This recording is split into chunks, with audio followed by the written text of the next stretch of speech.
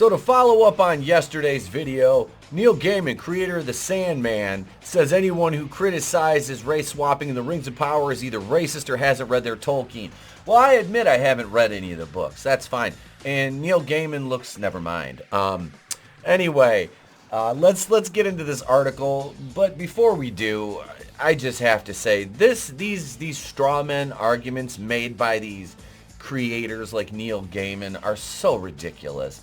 I mean, how many times are we going to be gaslit? You're a racist because you don't like the lore of the original author being destroyed for the sake of modern sensibilities and box-checking diversity and inclusion quotas that are placed upon productions by morons who don't care about the quality, only the virtue-signaling nature of what they're putting out into the zeitgeist. And that's exactly where we stand here. Wow, I just had like a Rain Man moment. Boxer shorts at Kmart, Cincinnati.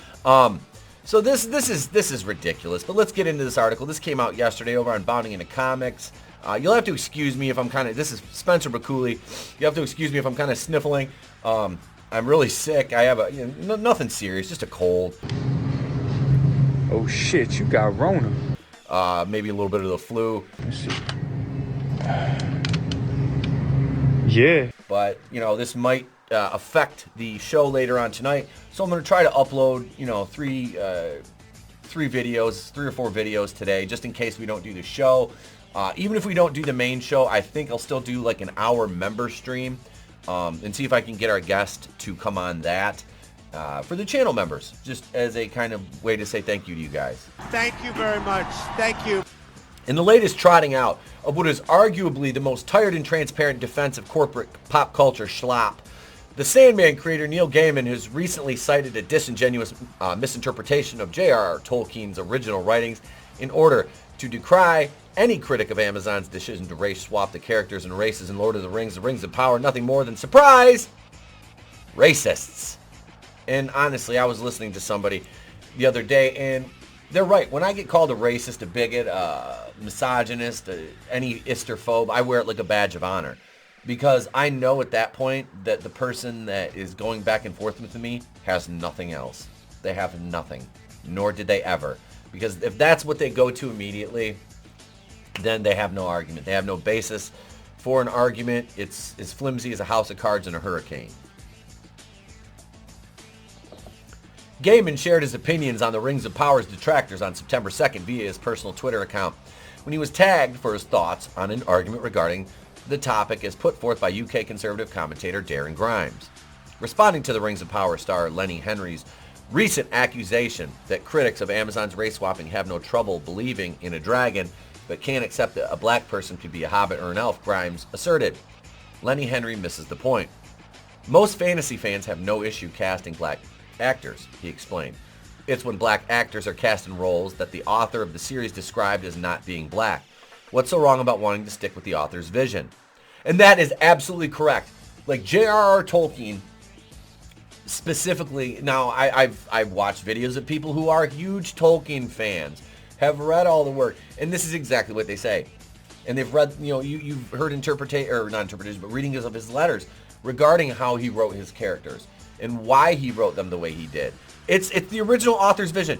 The sheer fucking hubris of these contemporary creatives to change a vision that is made regionally specific based on folklore from a specific region, I don't see the problem there.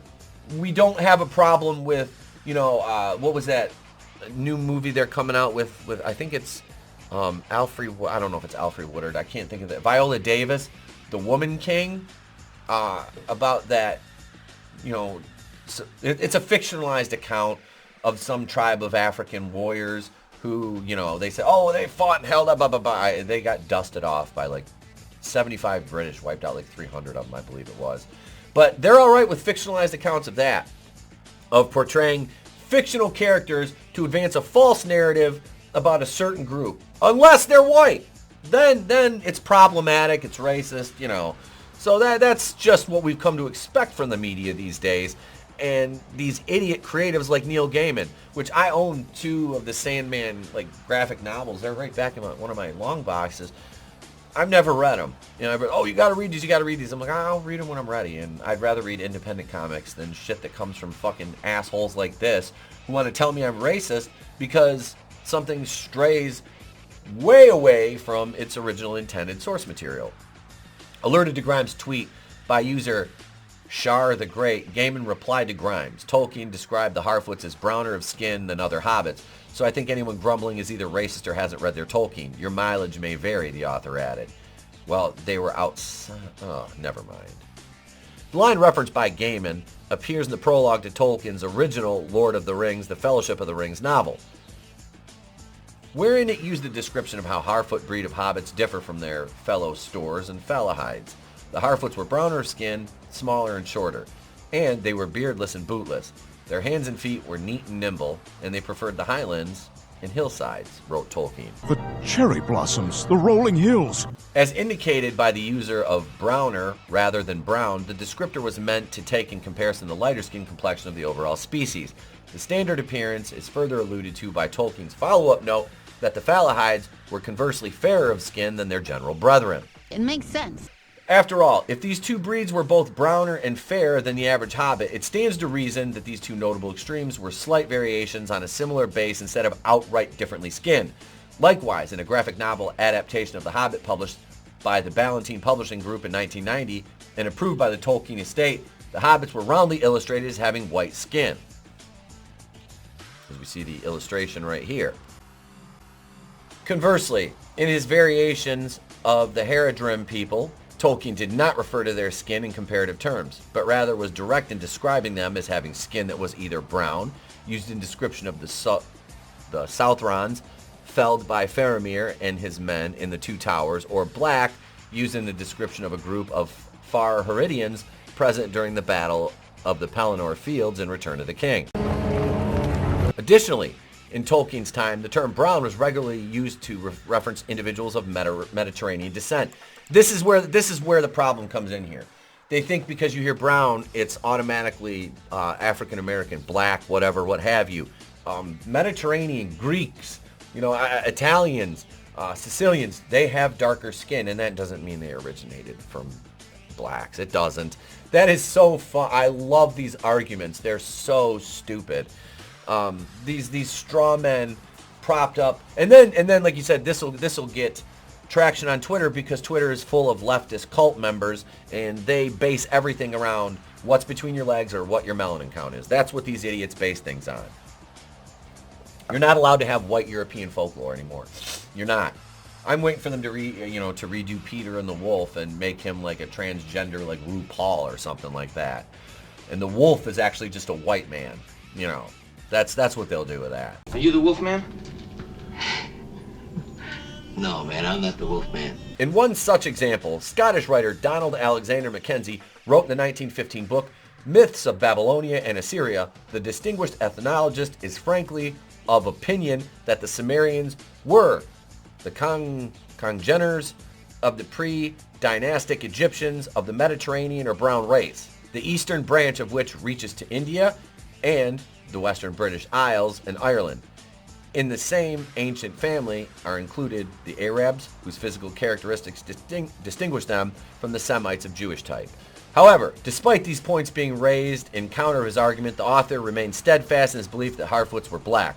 Met with a reply of Tolkien clearly meant tanned or even more of a Mediterranean complexion from Twitter user AllSight2, Gaiman argued Tolkien says they were browner of skin, not that they spent longer in the sun. He's an idiot. This man is an idiot. Addressing both Gaiman and Shar the Great, this user wrote, browner of skin means tanned white, similar to people who work in the sun as they are in a temperate environment like England. You are both lying and trying to deceive people, Gaiman. Shame on you.